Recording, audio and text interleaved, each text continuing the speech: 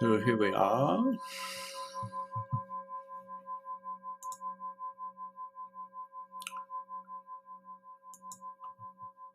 And I've got like spiders all over the place. I hate spiders. I've never liked them, but they've always really creeped me out. But I don't hate these spiders for some reason. They're like the little tiny little jumping spiders. It's a good thing I don't hate them because they're just everywhere in this new place that we moved into. But even something, I can't even rely on hating spiders. It's something I've been able to rely on my whole life. Can't even rely on that anymore. I can't rely on hating mushrooms either. That's another one. My wife got this mushroom called a lion's mane mushroom from the farmer's market a few weeks ago, and she said, "We're going to cook this up, and you're going to like it." I guess say I was dubious at best, but she cooked it up, and wow, it was really good. It was nothing like, it didn't have a mushroomy flavor. It didn't have that gross kind of whatever that texture is that I don't like about it. So now I can't rely on hating mushrooms either. Who knew? So anyway, neither of those things I was planning on talking about, but I guess that's how the talk is starting. So good morning, and thank you for coming so that we could do this together. It's such a highlight of my week, whether I'm in this seat or in your seat, and John or Tess or somebody else is in this seat. So nice that we get to do it together. So what to say? No, I'll just jump right into it, I guess.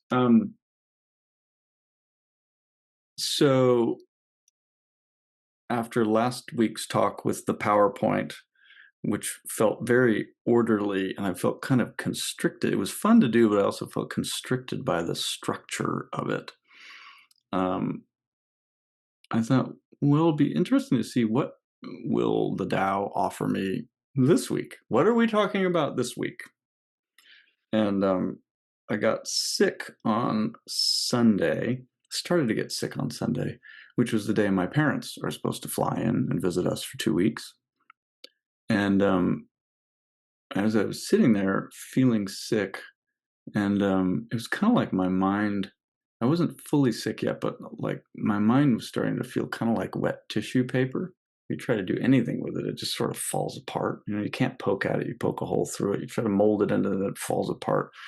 And I thought, well, what is this? What is this? What is this? I think I was trying to go for another koan, but then I kept running into this problem of my mind just falling apart. And so I thought, okay, well, maybe I can trust that. Maybe this is it appearing. And then disorderly karmic consciousness with no foundation whatsoever to rely upon came into my mind, and I went, oh, that's it.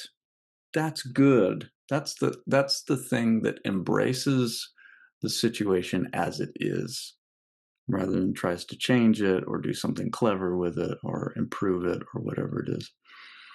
But I have to say, and so I thought, oh, this is good. This feels really good. And I was sitting with it, and I was like, oh, and then all of a sudden it's like all these ideas about what I could say started popping up, and I started getting really interested in it.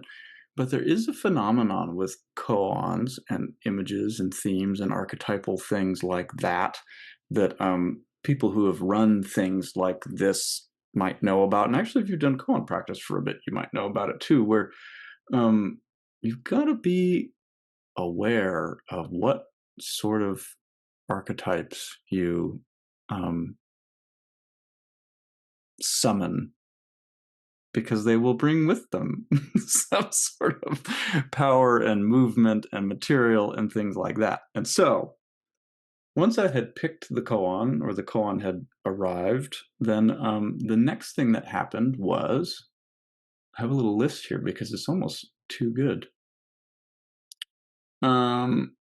We have this automatic litter box. It's our first time having one. We have 2 cats, and we were tired of emptying the litter box, and so we got this thing called can't remember what it's called actually, Furbulous. It's Furbulous cat litter thing, and it has this drum. It's like this gigantic, it looks like a cat space capsule or something, like it could survive re-entry into our atmosphere. It's this huge thing, and it has this drum, plastic drum with a little door on it, And the cat goes inside the drum where the litter is, and the thing senses when there's a cat in it, and it will even tell you on the screen, occupied. And then the cat does their business, and then they go out, and then the thing senses when they leave, and the little door closes, and it sounds like an airplane taking off. The thing is so loud, and the drum starts to move. And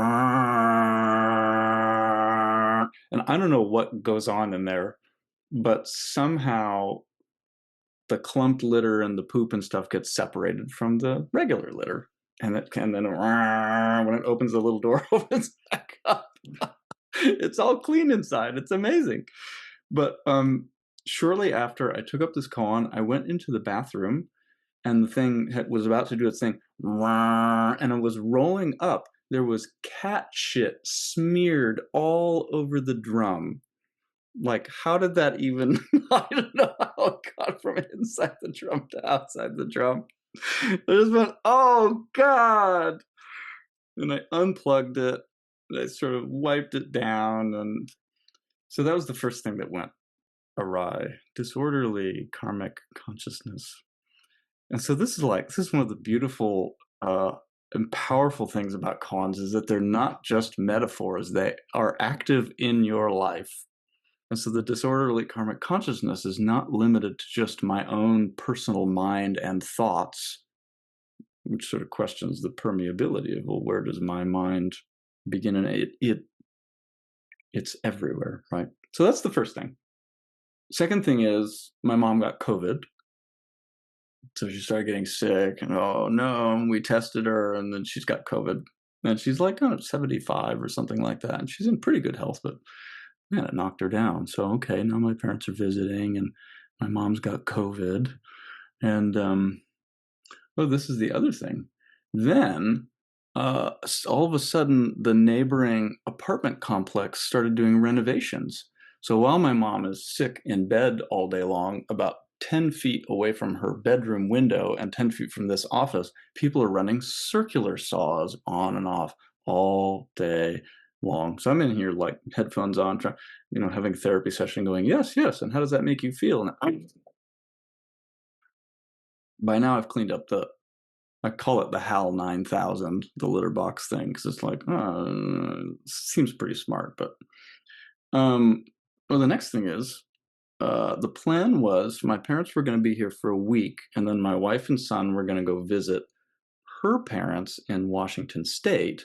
And then my dad and I were going to have kind of like a bachelor's week where we play a lot of pickleball and eat too much pizza and all that sort of thing. But now that my mom has COVID, my wife doesn't want to take COVID to her parents. And so there's all these questions about, well, is it better to leave now and hope that we're not already infected? Or should we stay here for another week just in case we get infected? And so they decided not to go. And so now they're staying here. And oh man, I was really looking forward to that. I love my son, but I was looking forward to that break. And so now we're not getting a break, and everybody is stuffed in this apartment for another week. It's kind of great. So, disorderly karmic consciousness and nothing whatsoever to rely upon. And so, of course, I'm trying to do my best to ride the dragon. And it would have been really helpful if I'd thought of that image actually. But I didn't. I just thought, well, how can I keep my mind together? How can I keep it in order? Because that's what we need here. And it's not working out very well. Yeah.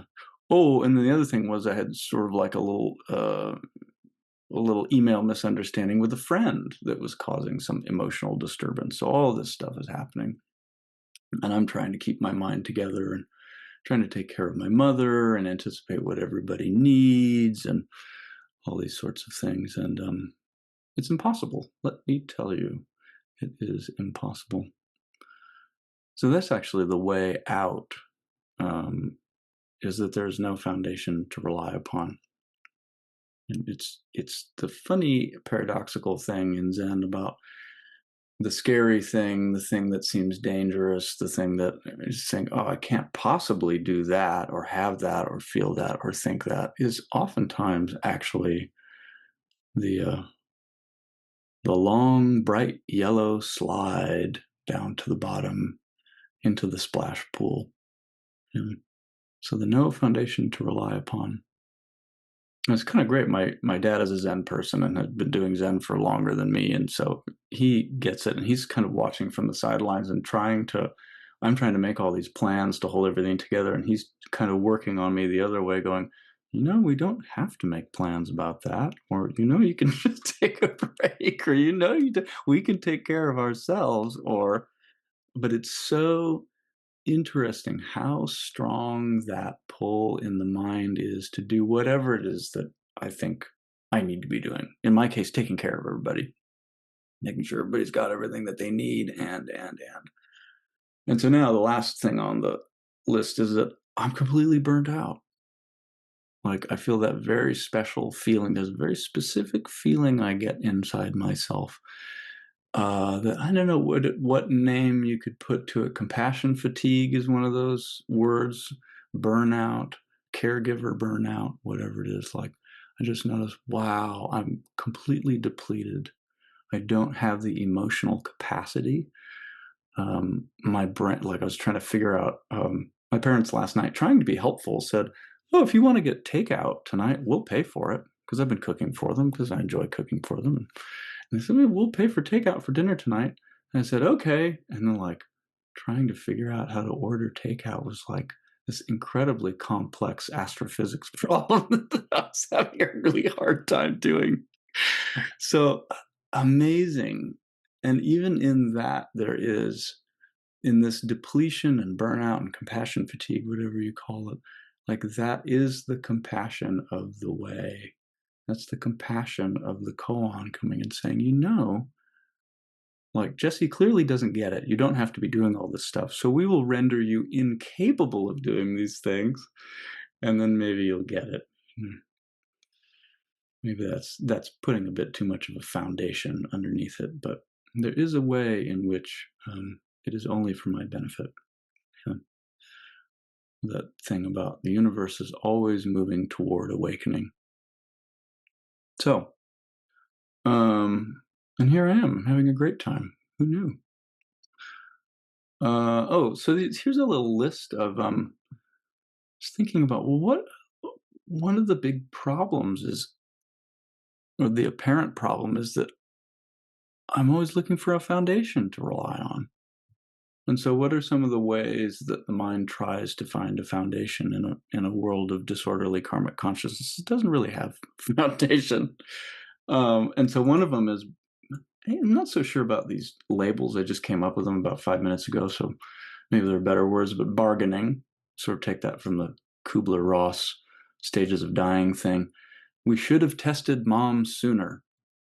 That's a great one, right? If only we had tested mom sooner, then whatever, my wife and son could have gone to Washington, or we could have taken better care of her, or.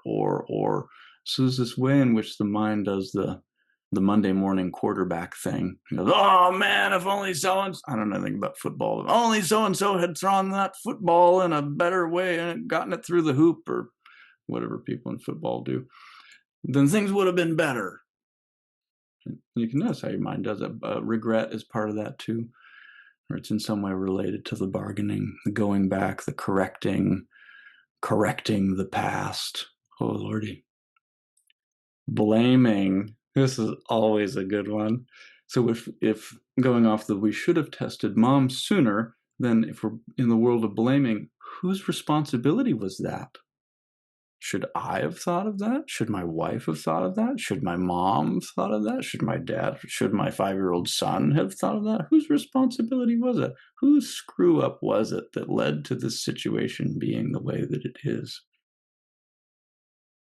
Would you notice, like, it's kind of great. It first of all, it assumes that there's something wrong in the situation to begin with.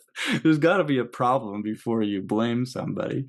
And so there's already the assumption that there's a problem in the situation. It's not okay just as it is. Tunnel vision is kind of an interesting thing. I can tell this, like, to find a single reason. My mind likes to do that. A single reason, or a single set of reasons. And yet, tunnel vision may vary in the scope of it, but usually it doesn't include the entirety of the universe and all living beings. So in that way, it's kind of limited. And so before I recognized just about an hour ago that, oh, this is compassion fatigue or whatever this thing is, I was pretty sure that I got COVID. So I was feeling, oh, really tired yesterday. I needed to take all these naps and my brain didn't work. And I thought, okay, I've got COVID. I got my mom's COVID.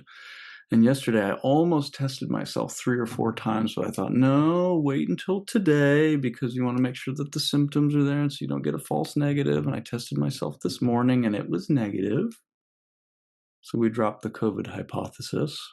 Of course, the test expired in February of 2024, so hard to find a foundation to rely on there.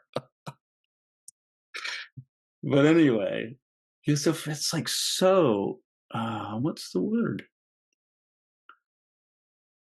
Just when you think you've alighted on something, just when the bird thinks it's landed on a sturdy branch, something, the universe comes up and cuts the branch down. Oh, nope, we're up in the air again. Well, how about this one? Oh.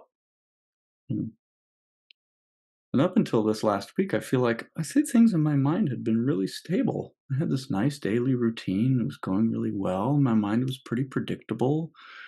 That happens, then somebody starts running buzz saws next to your house. What else? Oh, planning. We all know about planning, right? Which is kind of like, well, we tried to plan for this trip and then things fell apart. So I know we'll just plan some more. That'll help, right? So it's kind of doubling down on certainty thing that the mind can do. Well, we'll just make a new plan. And then, there you are again. You're looking for another branch. And I notice myself doing that too. Well, I know what will help my mind. I'll go play some pickleball this afternoon, or I just need this, or I just need that. And not that you can't ever know what's needed in a situation, but you can notice when your mind is like, it tries to make things small and it dries them up and it makes schematics and Excel spreadsheets and it gets the tunnel vision about it. And usually that's in some way is oriented around whatever the perceived problem is. You get your bargaining. If only I had done this, someone else had done that, the blaming, you've got planning, problem solving. And then there's a very fine line, maybe there's not a line at all, I'm not sure, between planning and worry, planning and anxiety and worry.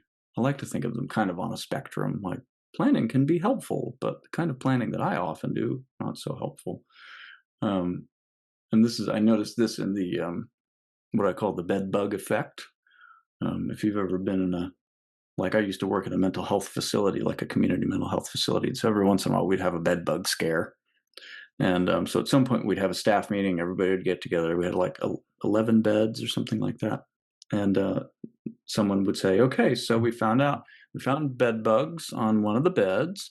And then they'd start talking, going through the procedure and blah, blah, blah. And as they're talking, you can notice people around the room going like this.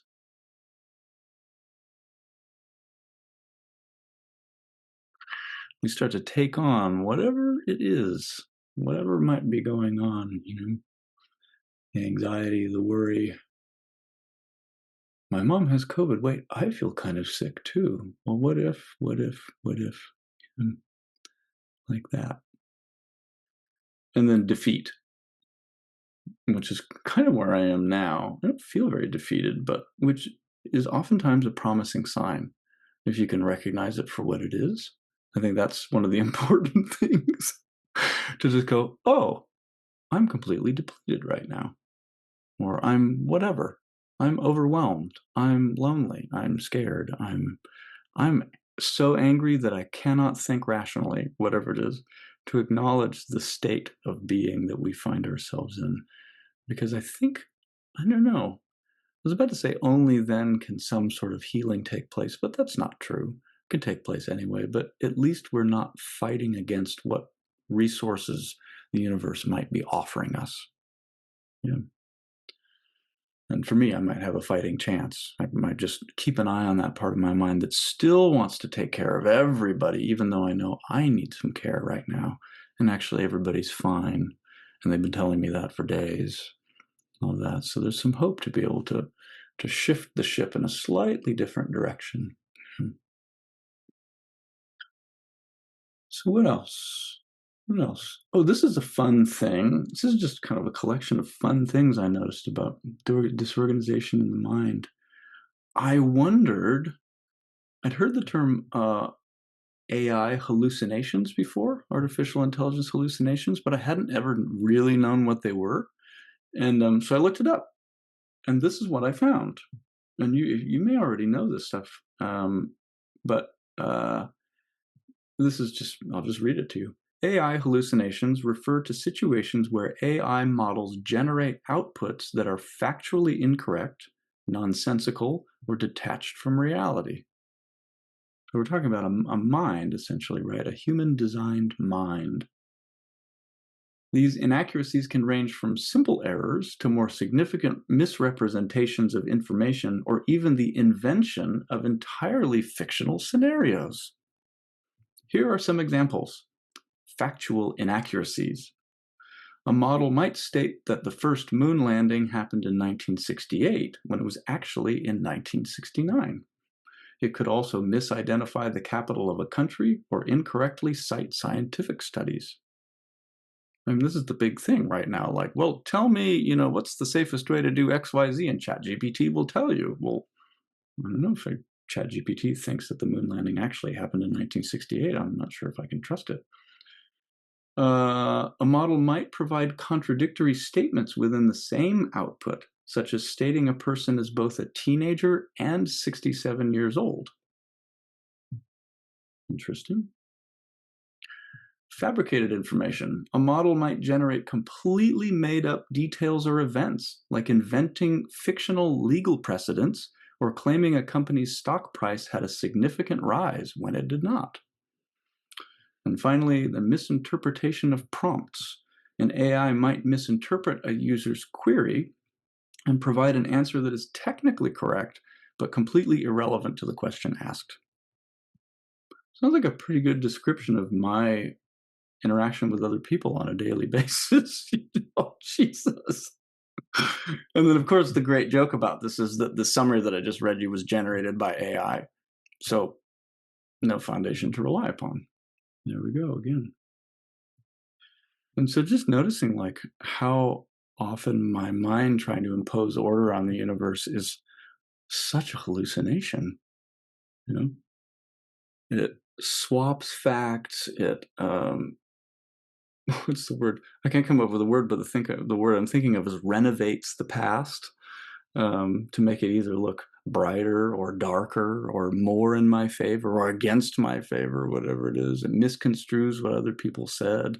It gives answers without giving enough information. All of those things, like this poor squishy mass of gray matter is just like doing the best it can, flopping around all over the place. And we ask an awful lot of it. So here's the thing.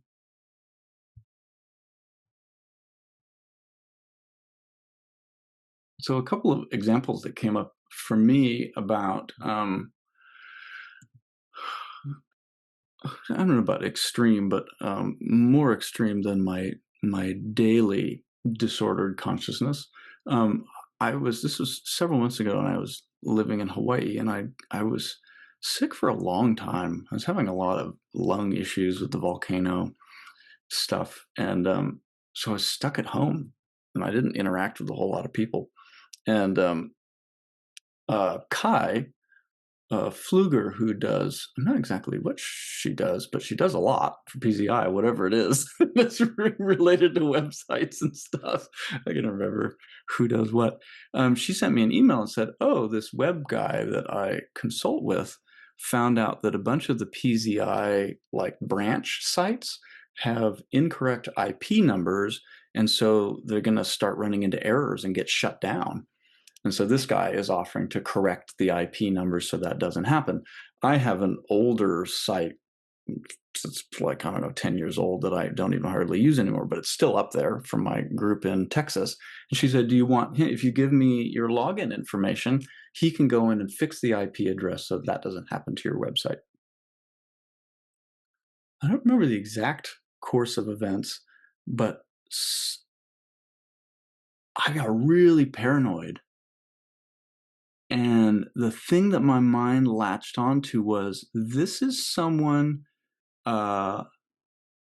pretending to be Kai, who's emailing me to get my login information for my website, pointing out a fake problem so that they can get into my billing account, which is in there, pull my credit card, steal my identity. I mean, it's just like, who knows what could happen next? And I actually looked it up on Google, and there was actually a scam active at that time where people were doing just that. And I thought, holy shit, this has got to be it. And so I emailed all of the ECI leaders, and I attached Kai, and I said, I think this is a blah, blah, blah, blah, blah, blah. And I'm not sure that any of the teachers responded. I can't remember. But I think Kai responded and cleared it up for me and said, no, this is actually me, and this is and somebody else weighed in and said, oh yeah, no, this is a legit thing.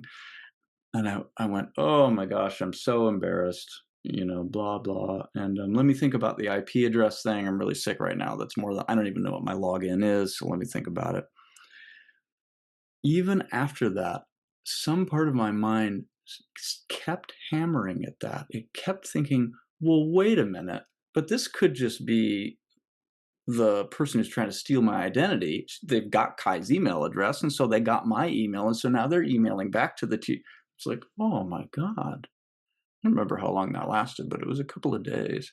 And I was astonished. I don't know that I've ever quite witnessed my mind do that big of a move in that way. That was, I mean, it's been divorced from reality many, many times. But in that kind of florid a way, it was really interesting to see. So it's nice to know what my mind is capable of, given, a long period of sickness and confinement and social isolation and that sort of thing.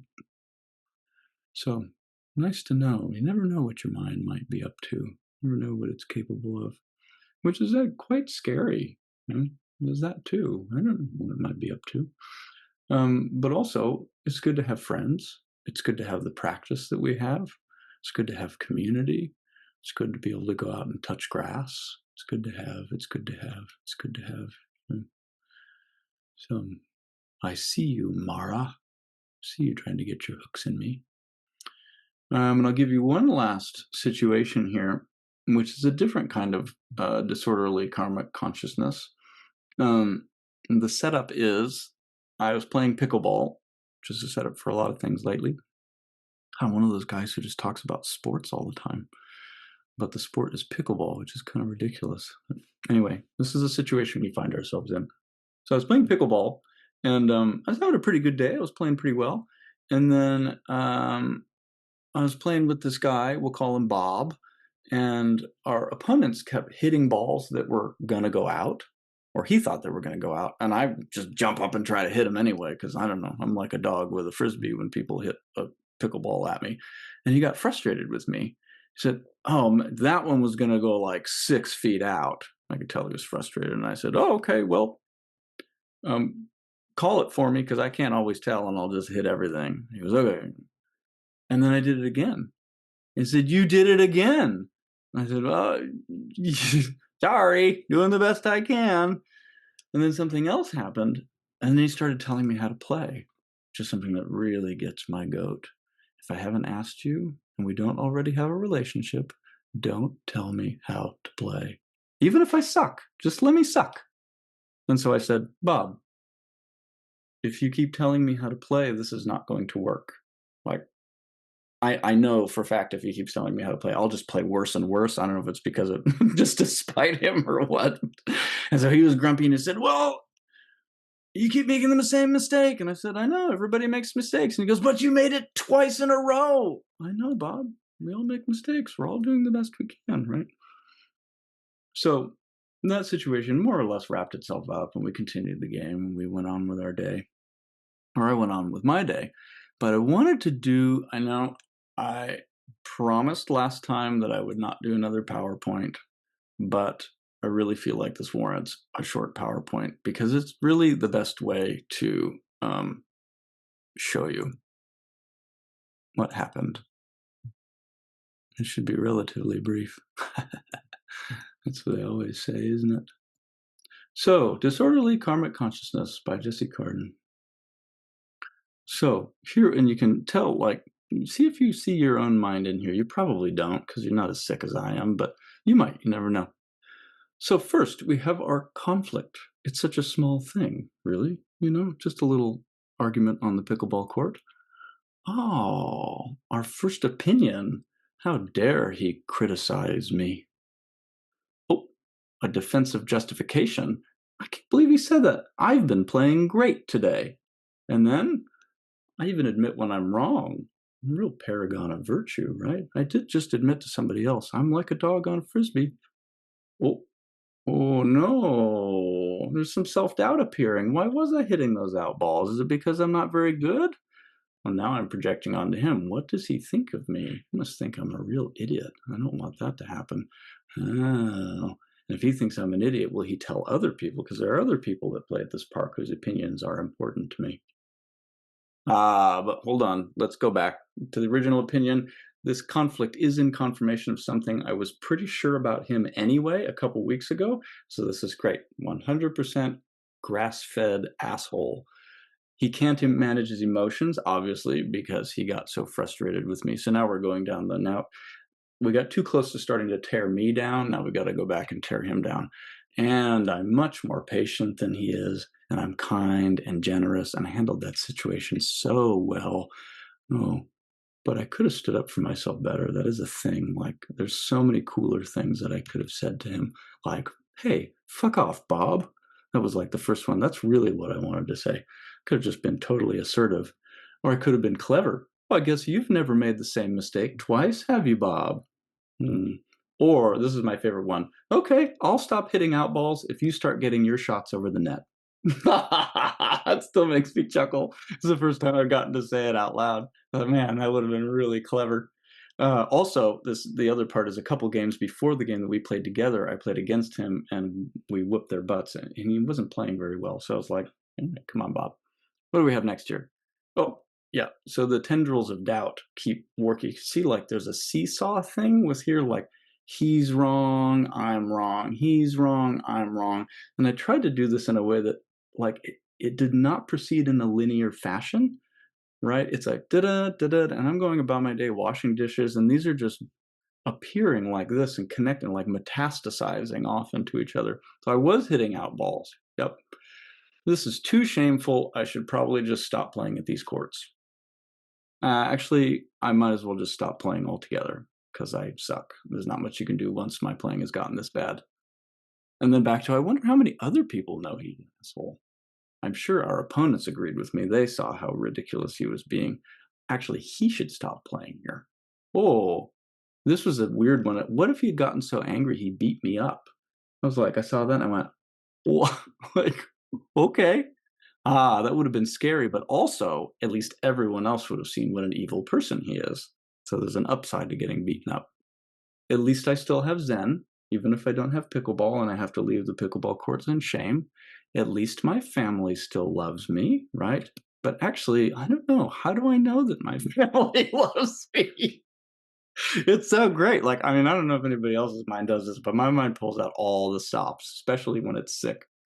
I let myself down again by not standing up for myself. I should toughen up. I'm too sensitive. But then, well, actually, I gave a pretty good response. I should feel proud of the response I gave.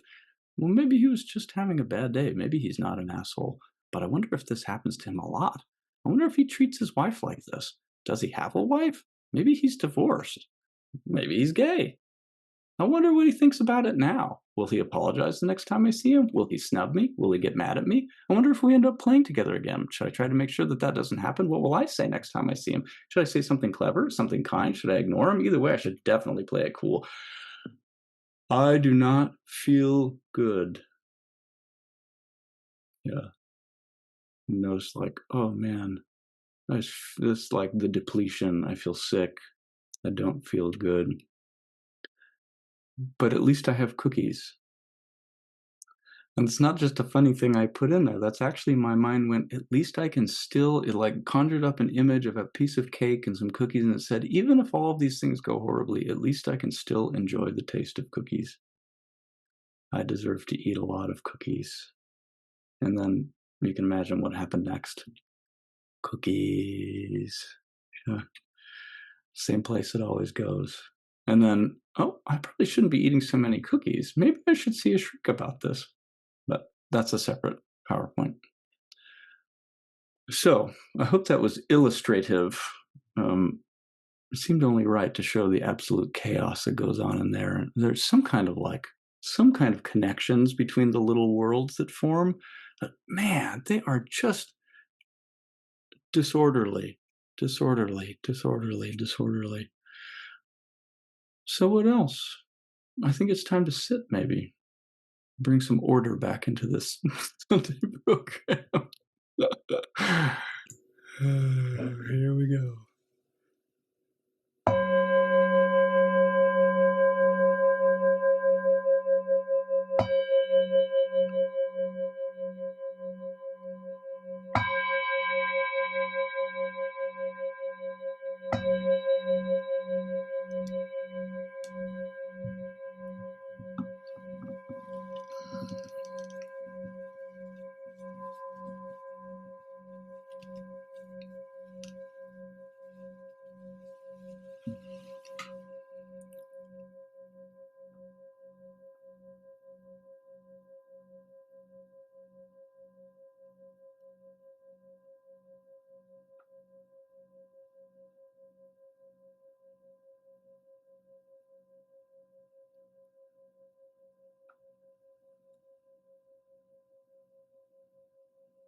Disorderly karmic consciousness, boundless, eternal, with no foundation whatsoever to rely upon.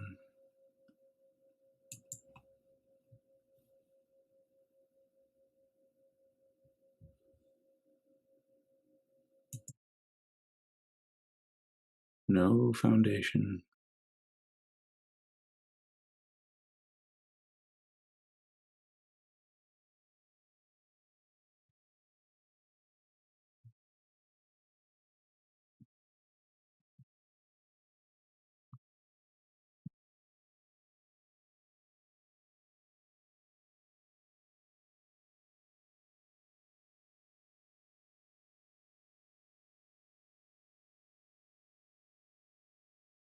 And so, how fortunate we have Zen practice where we don't have to rely on any foundation.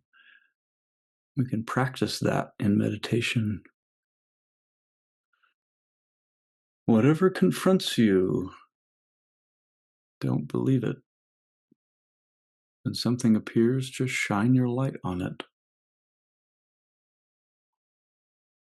You can trust in the light that is always burning inside of you.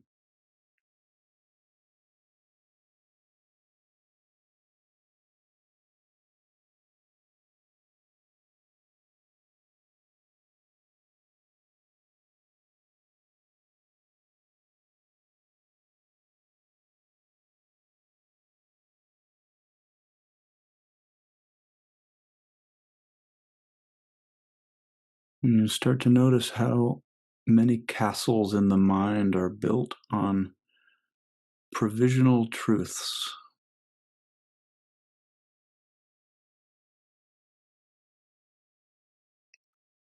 I want to make pizza for my family, and so I need to get instant yeast at the store. And oh no, they don't have instant yeast. Everything is lost.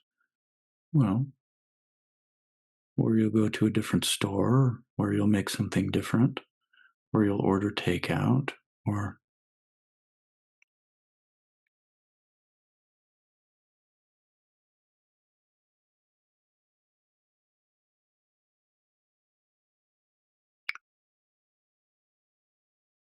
part of having compassion with ourselves is not insisting that we find a foundation to rely on. So let's do that now.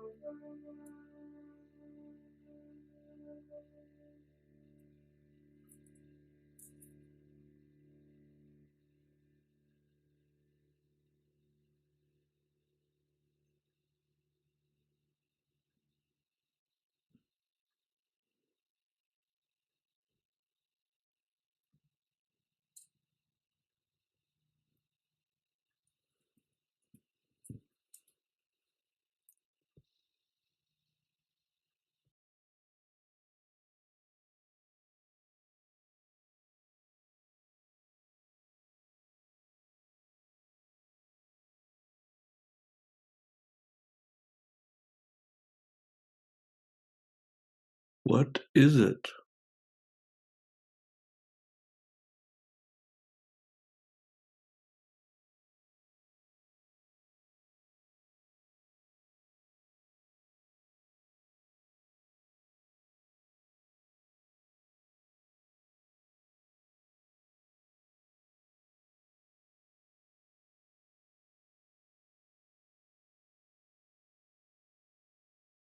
Not only is karmic consciousness boundless, but also there is no foundation to rely upon.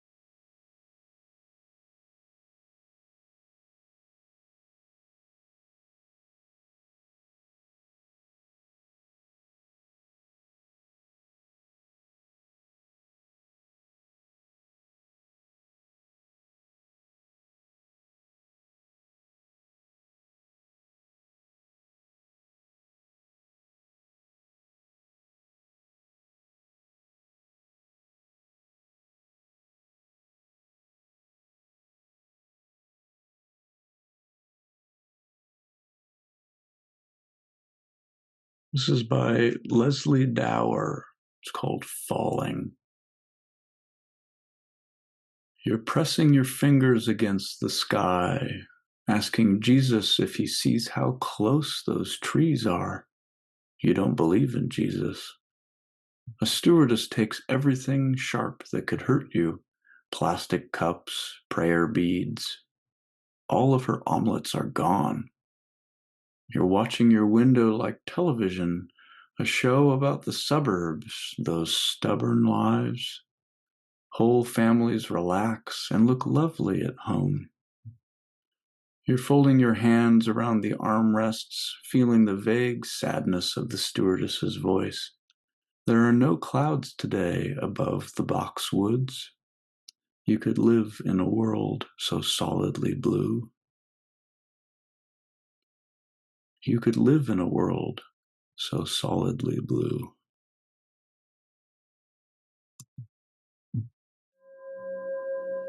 David, do you want to say anything?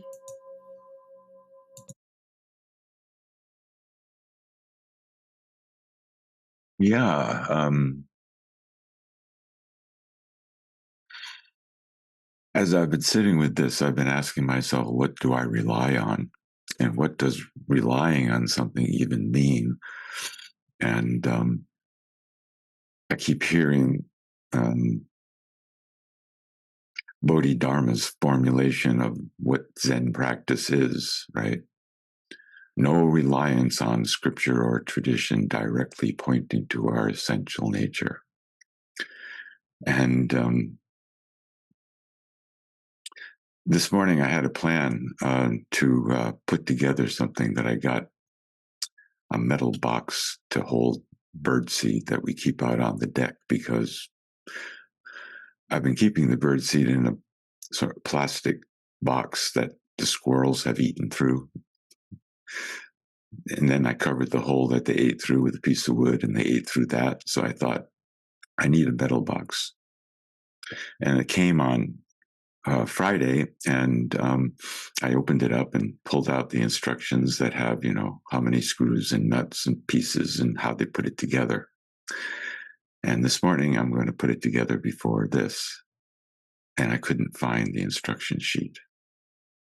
And I started tearing the house apart because, well, I was really relying on the fact that I'm not the kind of person who would have thrown that away or lost it in any way. And and the koan came, paid me a visit. No foundation to rely on. And I have this foundational belief that I'm not that kind of person. And when the koan came, I felt like the person in the fox koan. I felt like I was released from the body of a fox, and all of the tension and worry and judgment that I was feeling about throwing the instructions away. How could I do that? Just disappeared, and it was great. And then I remembered a story about EQ, the Japanese teacher who was consulted by a member of the community about some problem they had. And EQ's response was, Zen has nothing to offer. And I'm so grateful for that nothing. Thank you. That's great. Tess, do you want to say anything? Yeah, sure. First, I do remember that incident of paranoia you had. And what was so great about it was then you were convinced even the responses that Kai was giving, which sounded fairly Kai-like to me, were also bot generated. And so you said to me, have you spoken with her by phone? Can you validate she's a real? And so the best part was I started to buy into it. I lost my own foundation. I thought, I don't, So I texted her, and she said, yeah, tis I. But the thing that came up while we were sitting a little bit in the direction of what David said, how last year I had a very significant falling out with a family member. And there were all sorts of foundations being relied upon on both sides about what the nature of the trouble was and what happened. And, only 20 or 30 years of material brought in a certain way. And it had been coming. And a lot of that got expressed, and there were difficult conversations, and there was really a feeling for a while of, I have no idea how this will be resolved. I have no idea how any of all this material will be somehow worked through or reconciled or something like that. But I could feel, I don't know, a certain just being loyal to the um, falling apart of it, I guess, in a certain way. And as time went on, it could feel like there was a tiny crack, but there was still that foundation of the problem that was at stake in both cases. And at a certain point, I just didn't feel that problem in the same way anymore. And I could feel in the very, tiny, safe exchanges I was having with the family member that not as much felt at stake, and it felt less certain, and it felt less like, it just felt like there was more possibility. And I think that's the boundless side, is that with no foundation to rely upon, there's all sorts of things that can enter or dissolve or whatever. And so a few weeks ago, I decided nothing else seemed possible until we just had some time being bodies. Nothing conversational seemed like it was quite gonna get at anything. And so I went to see her. And it was interesting going into the situation because I could feel nothing in me that needed to be resolved and it wasn't so much that everything suddenly just vanished and everything was fine, but that whatever I had been standing on in terms of what the relationship was or what the problem was or what the solution, like, it all was just gone. And we had a couple of days together, and I could feel in some way that was true for both of us, that there was just new, fresh space. And that to try to solve or bring anything from the past back into it would have actually been trying to have some kind of foundation and probably would have made all sorts of trouble. And it's just been a really interesting thing for me to feel that boundless space in which anything becomes possible, and that it couldn't have been rushed. It couldn't have been just, oh well, everything's fine, nothing, boundless, nothing to rely. Like, it had to be felt until it began to dissolve or give way, sort of like your wonderful PowerPoint. It starts to dissolve of its own accord. I like that part of this koan. I think that's it. Yeah, that's great. Thank you. I noticed that there was something about this conflict with Bob, and then even the email misunderstanding I had with my friend, which was all dragged my heart through the dirt quite a bit. There was a sense that there's some trust, and I suppose acceptance might be like there's just nothing I can do about it. I could try to blot those thoughts out, or I could try to challenge them or work with them, but I don't know. It felt like you're saying, well, there's a process going on here, and maybe I could just keep it company. And what do you know? I still don't know the truth about the situation with Bob. Is he an asshole? Is he not an asshole? What will we say to each other next time we see? All those questions are still open. But like you said, there's no push for resolution or certainty about it. There's a thing. This kind of leads nicely in this one last thing I wanted to bring up. This is from, by the way. All of the translations of koans probably that I use, and likely most other people too, have all been translated by John Tarrant and Joan Sutherland, with just massive undertakings. And if you're a PZI member, like I use the Kalpa library constantly. If I'm looking for a koan, I type in Guishan kicks over the bottle Pacific Zen, and boop, there it is, translated by John Tarrant and Joan Sutherland. So just to give like mad props to that project and everybody who worked on the Kalpa library. Anyway, So some notes. This is from the book of Serenity, case 37. This koan we've been sitting with, and the notes, Guishan asked Yangshan, and these are sort of some different interpretations of the words, different translation of the words that are offered by John and Joan. Suppose someone asks you out of the blue, all sentient beings only have karmic consciousness, vast or boundless, without root origin. So that's kind of interesting. Without root origin or foundation to rely on or depend on. Root origin, foundation, rely on, depend on. How would you explore this, examine this, investigate this, test this proposition, check this, verify, inquire into this? This is great. All these different ways, all these different images that you could use to approach the question at hand. And then I thought this was really interesting that the translation of karmic consciousness or activity consciousness is another way that it's translated. And John and Joan write, this is what the dog has in Zhaozhou's koan. So in that koan, does the dog have Buddha nature? And, there are two ways, there are two different, Zhaozhou answers two different ways, two different times. And one of the times he says, no, which is sort of the famous one. Does the dog have Buddha nature? No. And the student says, well, I thought all beings were, had Buddha nature.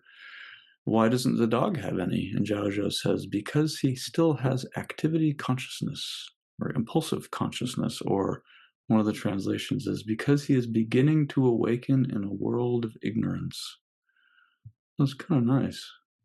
And then here's the cherry on top for me.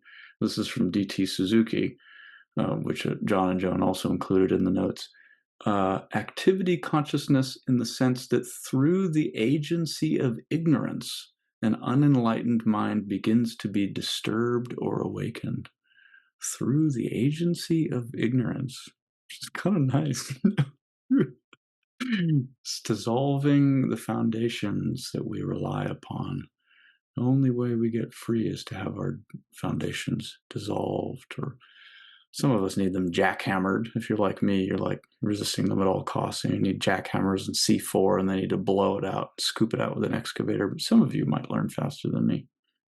So it's kind of nice to know. It's a nice takeaway that it feels like things are getting unsettled. It's just the universe. It's just the agency of ignorance trying to disturb or awaken you. So that's probably all I got. Oh, one last image to leave you with. The other day I was at the park with my son, and we took a couple of old pickleball paddles that I have, and he was out there just swatting the pickleball around with this little girl. And I went, oh, that's it. Boundless karmic consciousness with no foundation to rely on, and they're just having a ball. So there's some part of me that went, that's not how you're supposed to play. And shut up. They're just having a great time.